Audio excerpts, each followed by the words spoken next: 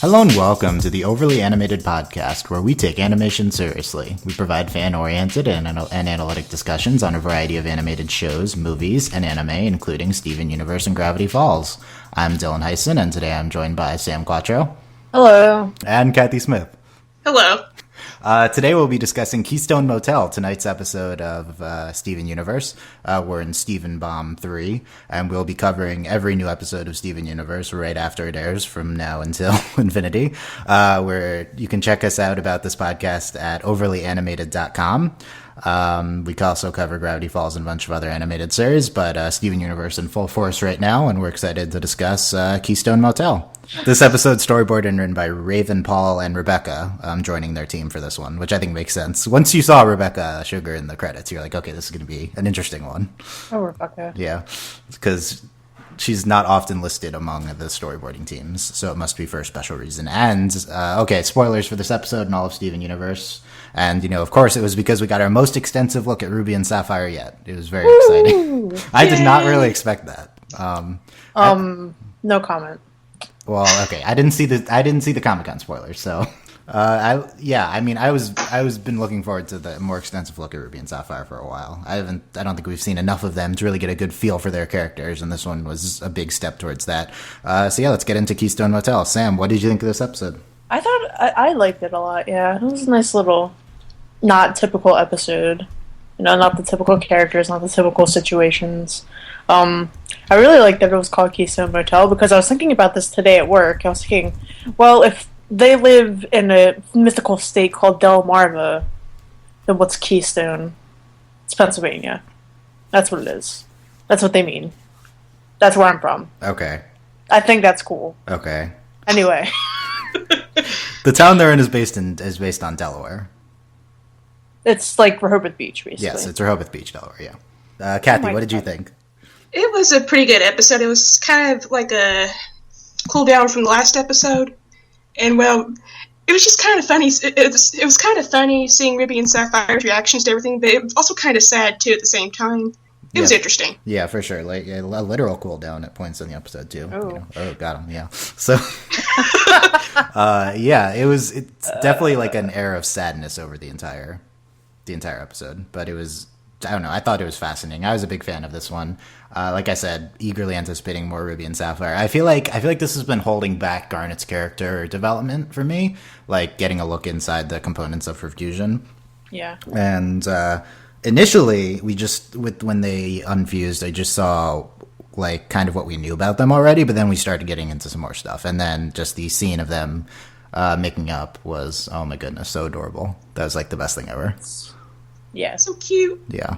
Okay, so we'll get into everything. What I want to start today is something we didn't really hit on last night, which, to be fair, we're recording these immediately after the episode ends, so we're not getting into have time to have this high-level analysis. But Eric Thurm on the AV Club, who does incredible reviews, I'm a big fan of his Steven Universe reviews, talked about in last night's review how that this must be the reason Garnet's going to be so mad at Pearl is because of Garnet's all about the sanctity of fusion, and Pearl's kind of like disrupting that. And the beginning of this episode basically it's like disgracing that. And the beginning of this episode is directly says that basically.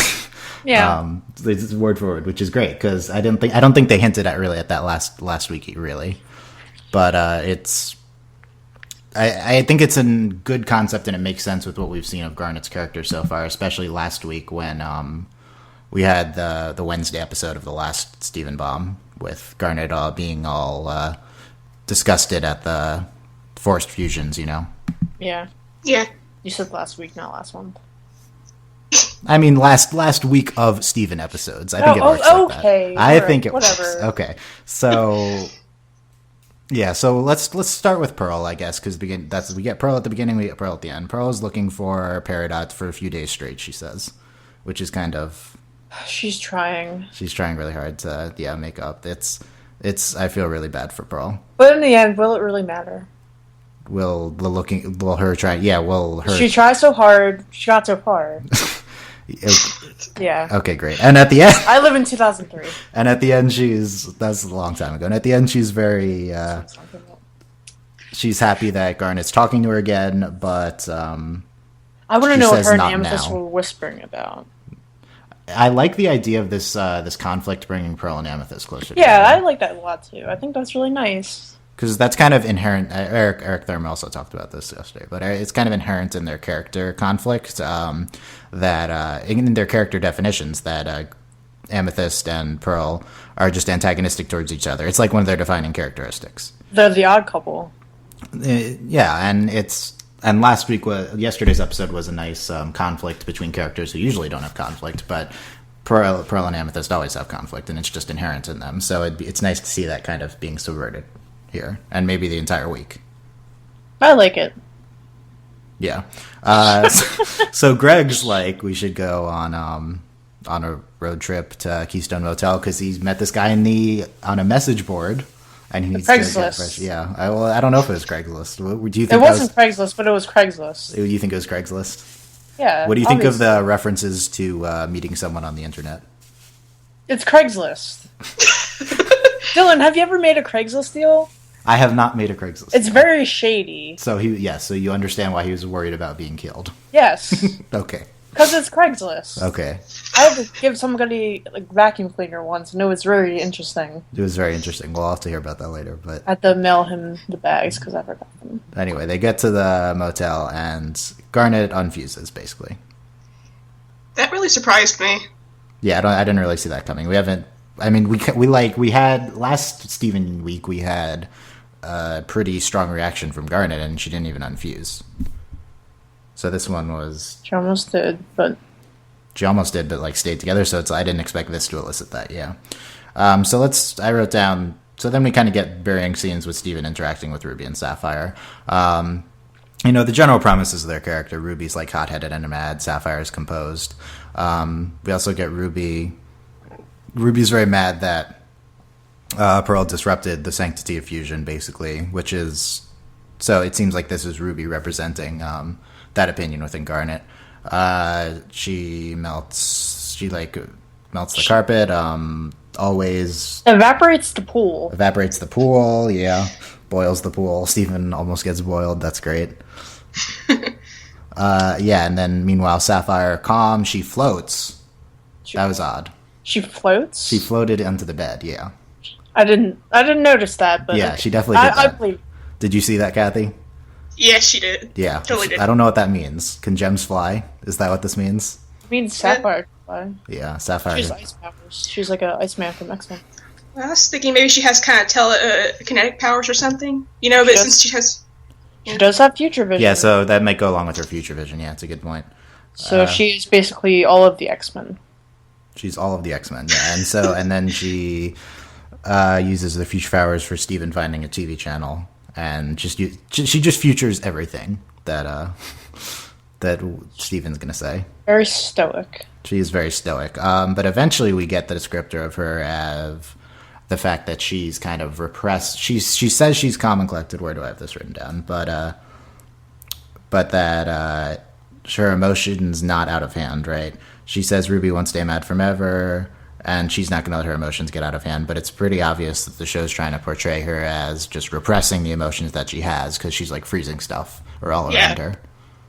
Which I like that as a... Yeah, so like she thinks of herself as like the logical, composed one, but maybe the show says that she should express her emotions better, and maybe she's able to do that because when she's fused with Ruby, like they complete each other more. Yeah, it makes me think about Garnet. I mean, yeah, that's... like Garnet's stoicness.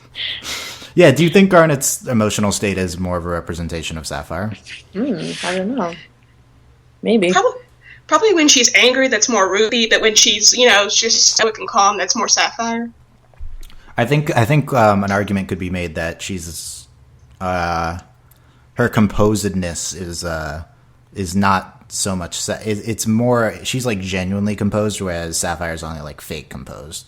So it's like only when they're together can they actually achieve the state composure. Yeah, composure, but.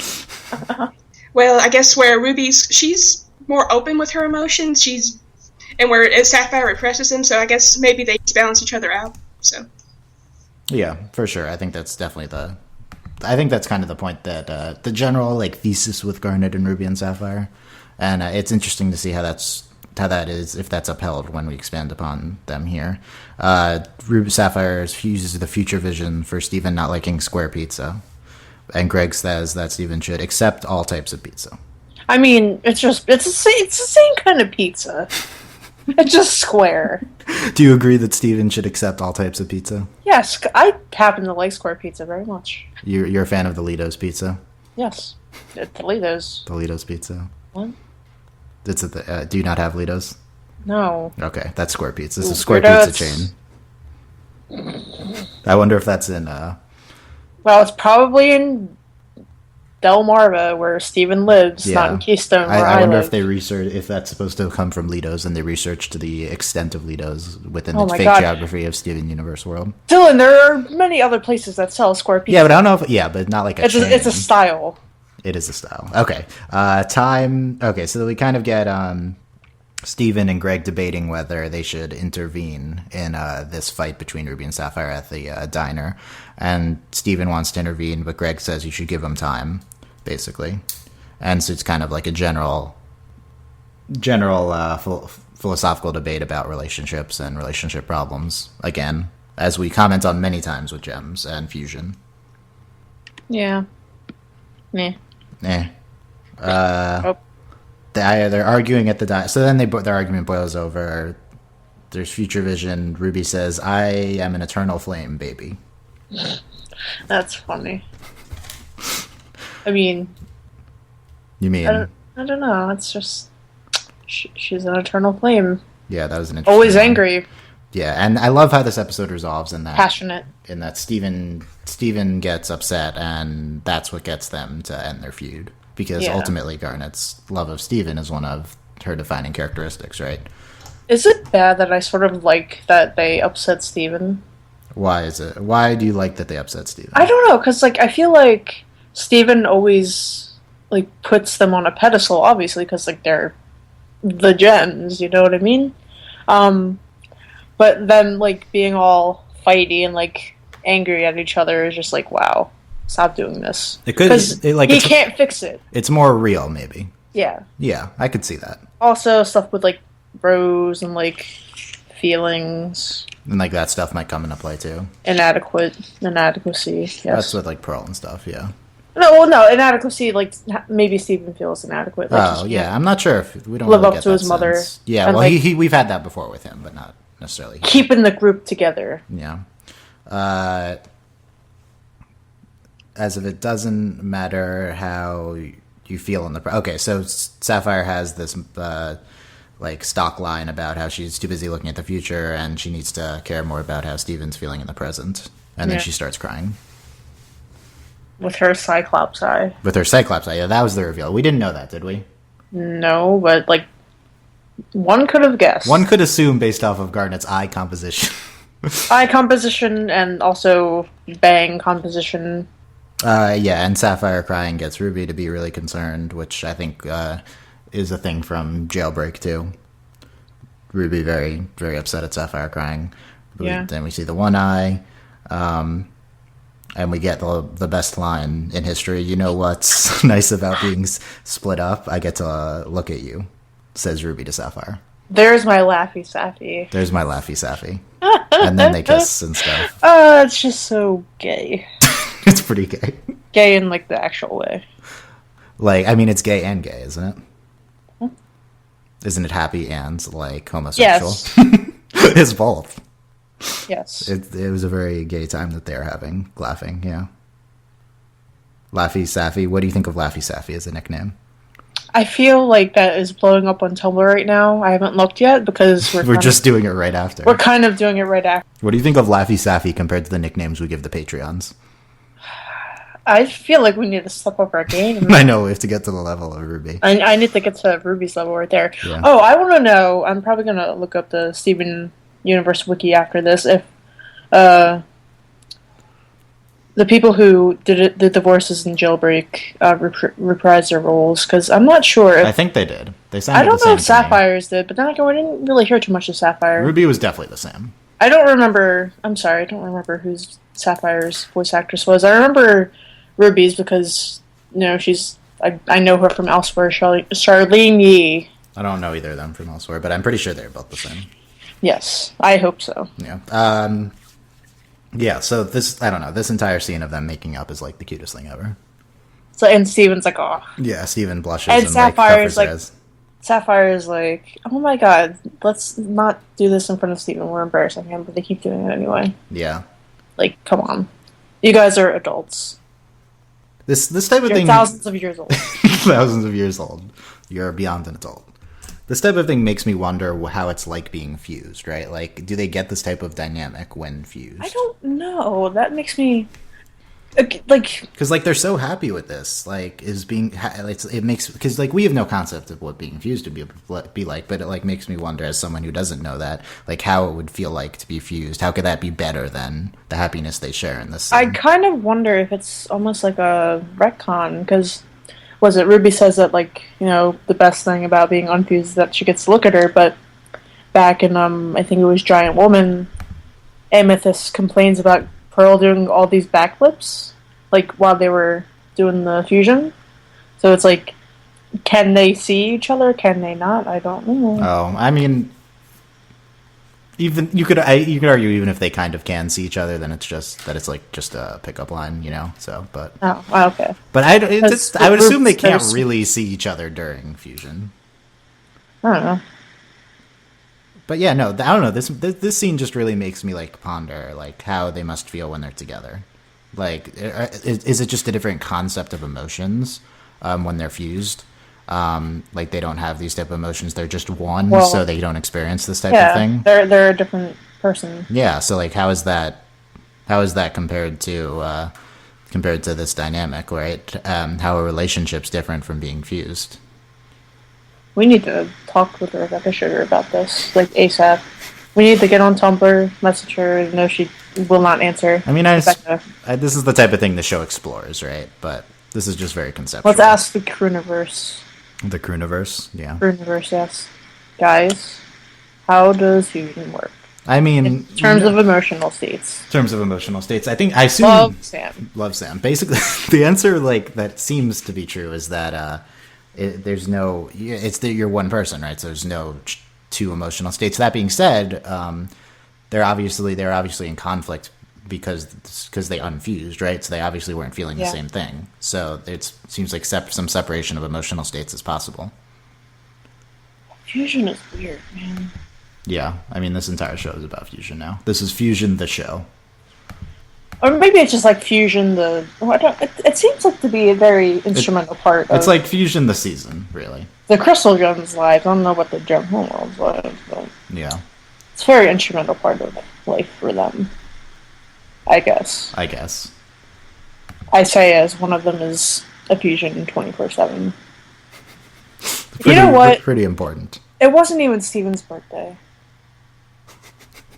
What are they planning for Steven's birthday now? I don't know. I want to know. They have to have that episode now. I don't know if they have to have what's going to happen? Yes, it wasn't that line. The purpose in writing that line is not to lead up to Steven's birthday. Yeah, but to explain why they haven't done this before. Because I want to know how old he is, and they're going to say how old he is. Yeah, he's 11 or 12. Why is this? It's not. No, Dylan. They haven't officially said. I know, but he's 11 or 12. Like, who cares? I care. I guess he could be 13. Oh, no! Dude! You don't understand. You're expecting a reveal of the fact that time works differently for Steven or something like that. Yes. I don't think that's going to happen, because Greg, is proof that he ages normally. I don't know. Greg is proof that Steven ages normally. True. I still want an official word, Dylan. Okay, sure, but... In the form of a birthday episode. If Steven did not age like a normal human, that would be a significant mythology distorting thing. That'd be like a huge reveal. So it would have to... And I also don't think it would make sense because you're Greg. Well, I don't know what they're planning. Yeah, we'll see. And then they get back, and Garnet's still unhappy with Pearl, but seemingly resolved. I was surprised that the conflict did not end there, because it seems like that they're back. I wasn't really. They're just gonna. I mean, I knew that this is a week-long conflict, so on that hand, but the episode seemed to be leading up to some sort of resolution, and Pearl seemed to think it was progress, but I mean, at least she's talking to me. That's she's- something. Yeah, that's a very sad Pearl. Like, I don't know. I'm hearing there's a lot of Pearl analyses on Tumblr, analyses. And a lot of them haven't. Every time you hear a Pearl analysis, it's like Pearl's sense of inadequacy because of that one line in Jailbreaker, the episode before it, actually. In that she's like defected Pearl. She doesn't say that, but well, Jasper says that. Yeah, so she's not the one who says it. So she's presumably of a lesser line of gem. Oh, the line that launched 1,000 fanfics. Yeah. I mean, yeah, so I feel like certainly from Pearl's actions, you can see some sort of sense of inadequacy, and maybe that's why she worships Rose and stuff like that. But yeah, that I feel like it came in. I felt it's more here than I have in a while. With that, at least she's talking to me, right? Or yeah. Mm-hmm. I just want to know what her and Amethyst are talking about. They're gabbing about. I don't know, what would they talk about. What do the gems talk about for thousands of years, Sam? This is the minus to doing a podcast or whatever, an episode, because I can't go back and analyze. Yeah. I mean, I don't think we heard what they were saying. Well, we'll probably find out tomorrow, since it's like Amethyst and Steven. Steven and Amethyst explore Onion's house tomorrow. Yes, it's going to be interesting. That is going to be interesting. Yeah, so, I don't know. I think full of onions. It's this is the one I'm most skeptical about. Well, actually, Thursday's a Jamie episode, so I don't know about that either, but we'll see. Was Jamie, did he happen before Love Letters? Was he, an actual guy before then? I don't remember. I didn't remember him before that. I don't know. Yeah, so I'm interested to see how they run the plot thread, because these were two pretty big episodes, and now it seems like we're getting some of the minor character episodes that the show does occasionally. So how are we going to run this continuous plot thread through these? We'll see. Yeah, we'll see tomorrow. Only one day to wait. No sense in speculating. Okay, so what did you, Sam, overall? Better than yesterday's, and what did you think overall of Keystone Motel? I'm not sure, because I've watched yesterday's a bunch now. I want to say yesterday's was better. I definitely like yesterday's better. But I still think this was a very great episode. Mm-hmm. I think it's up there with the. I don't know. I'm not gonna adhere to your tier system because I don't believe in it. That's insulting. But I think on a personal level. Well, I'm sure it is. I don't want to box anything, Dylan. Don't put things in boxes. So good, but not as good as yesterday. If this were a junk pile, I'd put it aside with my favorite junk. Then make a little special junk pile. Sam, you're just making a metaphor for using my tier system. That's all you're doing. You're actually subscribing to it. So the joke. No, I'm not. I'm not putting things into boxes and ordering them. Your junk piles are just boxes, Sam. That's my They're not boxes. Advice for they you. are piles of junk on the floor. Okay, I actually like this one better than yesterday. I was a big fan of this. This is Garnet.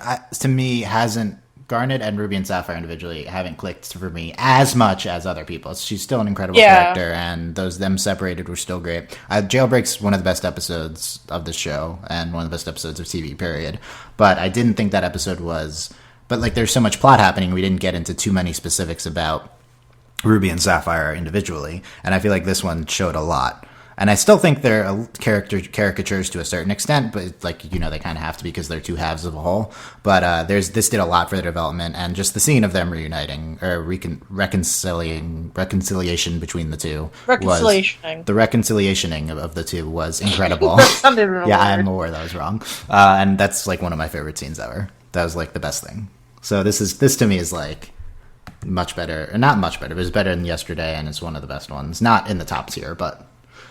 Eric Thurm gave it a B. I haven't read his review yet, but he's very good. What did he give yesterday's? He gave it an A. I would give this one an A, and yesterday an A minus. Okay, well, we're not grading things for the permanent record. Wait, no. No, this will go on your permanent record, Sam. No. Sam, I'm not a science teacher. Sam, I'm recording all episode grades, and they will be... Dylan, I thought we weren't grading on this podcast. No, I'm saying you don't have to grade. I just said I was going to grade it.